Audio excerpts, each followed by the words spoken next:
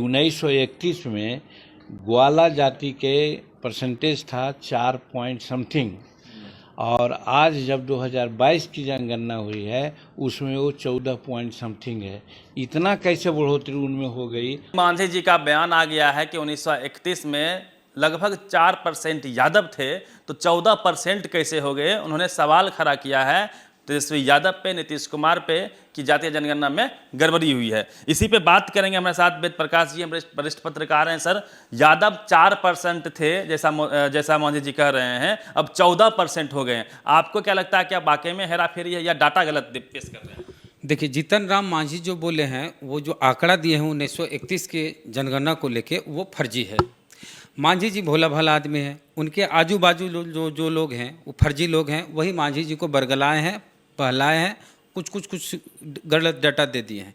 Actual data जो है 1931 का, वो मेरे पास है, स्क्रीन पे आपको दिख रहा होगा। 1931 के आंकड़ा के अनुसार major caste group of Bihar, तो ऊपर में ब्राह्मण की आबादी है 4.7%, भूमिहार की आबादी है 2.9%, राजपूत की आबादी है 4.2%, ठीक है। कायस्थ की आबादी है 1.2%, बनिया की आबादी है 0.6%, ठीक है। उसके बाद ओबीसी की बात करते हैं। ओबीसी में यादव की आबादी यहाँ दिखाई रहा है 11%। मांझी जी बोल रहे हैं 4 कुछ %। यहाँ 11% यादव की आबादी दिखाई जा रही है, और ये 11% तब है जब बिहार, झारखंड, उड़ीसा एक साथ था। तो झारखंड में यादवों की उतनी आबादी नहीं है, वहाँ आदिवासियों की आबादी है। उड़ीसा में उस तरह की नहीं है। तो जब उड़ीसा और झारखंड अलग हुआ तो यादव का ऑटोमेटिक आबादी यहाँ बढ़ेगी। तो 11% तब था, 14 हो गया, तो कोई ज़्यादा नहीं हुआ। ये आबादी बढ़ाने से नहीं हुआ, जनसंख्या वृद्धि तेजी से हुआ, ऐसा कुछ नहीं है। चूँकि झारखंड में आदिवासी बाहुल्य क्षेत्र है, उड़ीसा में भी यादवों की उस तरह की संख्या नहीं है, इस वजह से ये दोनों राज्य अगर अलग होते हैं बिहार से, तो ऑटोमेटिकली बिहार में यादव की संख्या बढ़ेगी। ये ऐसा नहीं है कि यादव लोग जनसंख्या बढ़ाने में कुछ बहुत स्पेशल योगदान दिए हैं। वो जो आंकड़ा है मांझी जी के पास, वो आंकड़ा सही नहीं है।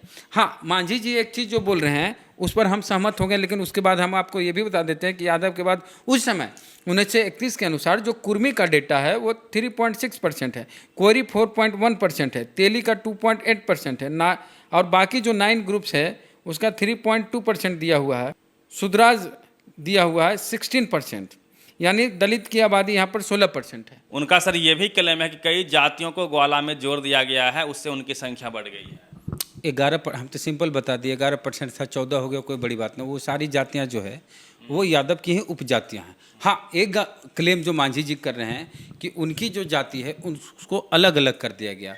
पूरे बिहार में मुसहर और भुइयाँ एक है, शादी ब्याह सब होता है, रोटी बेटी का संबंध है। तो भुइयाँ और मुसहर को अलग अलग करके गिना गया है।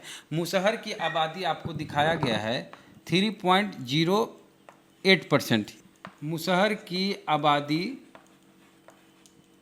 ये है 3.8%, और भुइयाँ की आबादी है 0.89%। इन दोनों को अगर जोड़ दें तो 8 दूनी 16 17, ठीक है। यहाँ पर 9, यहाँ पर हो जाएगा 3.97, यानी 4% के करीब मुसहर हो जाएंगे।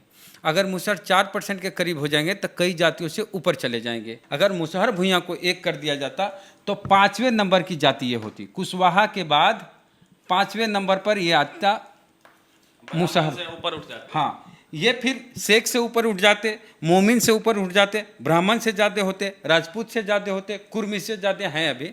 तो ये अगर मुसहर और भुइयाँ को एक कर दिया जाता तो ये राजपूत के ऊपर हो जाते, ब्राह्मण से भी ऊपर हो जाते, मोमिन शेख से ऊपर हो जाते। तो ये इनके साथ अन्याय हुआ। अभी क्या है, 1 नंबर पर यादव है, 2 नंबर दुसाध है, 3 नंबर पर रविदास है, 4 नंबर कुशवाहा है, 5 नंबर पर भुइयाँ चल जाते। तो 5 नंबर पर ये नहीं जा पाए। ये मांझी जी का कहना सही, यहाँ पर सहमत। लेकिन जहाँ तक यादवों की बात है, तो यादव पहले 14%, 11% था जब बिहार झारखंड एक था, उड़ीसा एक था। अब 14% है, तो कोई गलत नहीं है, ये गिनती सही। में हम देख रहे हैं कई सारी उपजातियों को, जो एक जाति क्लेम करता है कि हमारा ये उपजाति है, उसको अलग अलग करके काउंट किया गया है। क्या इससे यही भी हुआ। जैसे आपके धानुक और कुर्मी, धानुक कुर्मी में क्या होता है, बेटी रोटी का संबंध है, शादी ब्याह होता है धानुक में और कुर्मी में, उनको अलग अलग जोड़ा गया, उनको एक साथ जोड़ना चाहिए था। तो एक जोड़ने पर 5% प्लस हो जाते हाँ हैं। ये होता, तो वहाँ गलती हुई है।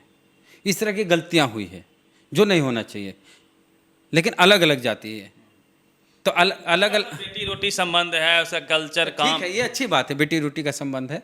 तो इस तरह से देखना चाहिए कि सामाजिक रूप से किस तरह से एक दूसरे से संबंध लोगों का है, तो उस तरह से शायद इसीलिए कई सारी जातियां हैं, उसको कलेम, उसका कलेम सर। नीतीश कुमार मुख्यमंत्री हैं, उनकी ईमानदारी देखिए कि अपनी जाति कुर्मी और धानुक जहाँ बेटी रोटी का संबंध है उसको एक नहीं किए, अलग अलग दिखाए। नीतीश कुमार चाहते तो कौन रोक लेता, कुर्मी कुछ और धानु को एक साथ दिखा देते 5% प्लस हो जाते हैं तब। लेकिन नीतीश कुमार की यहाँ नंबर तारीफ करनी होगी उनकी ईमानदारी की, यहाँ जातीय जनगणना पूरी तरह से ईमानदारी से की गई है। अगर बेईमानी करनी होती तो नीतीश कुमार खुद अपनी जात को लेकर, और गलत भी नहीं होता, कुर्मी और धानुक एक है, शादी ब्याह होता है। तो मांझी जी का जो आरोप है उसको सिरे से खारिज किया जाता है, वो वाला यादव वाला। लेकिन ये जो आरोप है कि मुसहर और भुइयां को अलग अलग कर दिया गया जिससे उनकी आबादी कम दिखती है, ये आरोप मांझी जी का एकदम सही है। मुसहर भुइयां एक है, इनको एक होना चाहिए तो 5 नंबर की जाति मांझी जी की जाति बन जाती और इनकी पूछ ज़्यादा हो जाती राजनीति में भी और सामाजिक रूप से भी। सर दर्जनों ऐसी जातियां हैं जो क्लेम कर रही है कि गलत गणना हुआ, हमारी संख्या कम दिखाया गया, उनके दावों में आप कितना दम देखते हैं? जिनको लग रहा है कि जिनकी आबादी कम है वो जाएं, खूब मेहनत करते हुए जाएं, देश भर में घूमें, जितने भी अनाथ आश्रम हैं वहाँ से बच्चे ले आएँ और अपना बना लें उनको। हम भी उनको साधुवाद, धन्यवाद, शुक्रिया, पूरा देश उनको दुआ देगा। बिना मेहनत किए उनकी आबादी बढ़ जाएगी।